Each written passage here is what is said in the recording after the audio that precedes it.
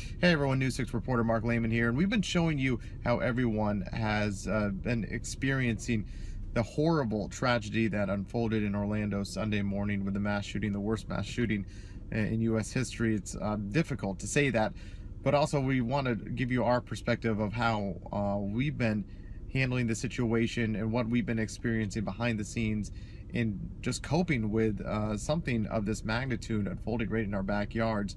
For me, it's been very surreal. I first got the news Sunday morning, and unfortunately, I was out of town, and pretty much felt helpless as to what I could do to help. I mean, first instinct, as a journalist, is you want to jump into action. You want to get in there and report about what's happening, tell the stories of everyone involved. But for me, being out of town, I wasn't able to do that. So I just walked around all day Sunday, watching the coverage with a pit in my stomach and a lump in my throat. Just felt sickened about everything that happened that I was far away from, but again, happening right here in my backyard. I called Orlando and Central Florida home for almost 20 years now. I went to UCF.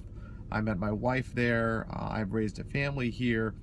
And, when it happens at your home, something like this that's getting that has such a big magnitude, not only nationwide but worldwide, it's difficult. It's difficult a task to undertake, and covering right there at the scene today, just blocks away from where everything happened.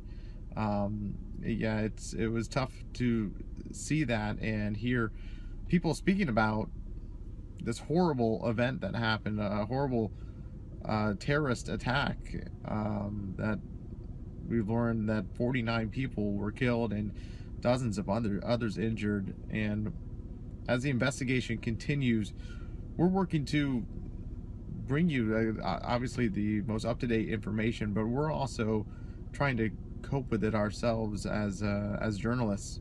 And I hope that all of us can learn from this something, whether it is to love one another, to support each other,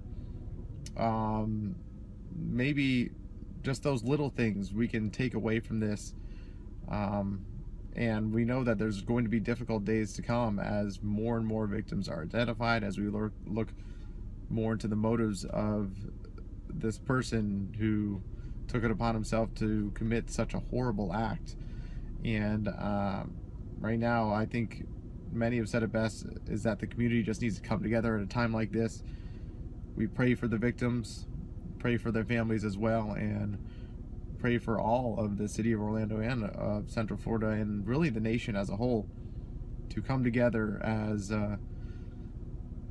we learn more about what we can do maybe to prevent something like this from happening in the future, but also again, just love each other and support each other as a whole here in America.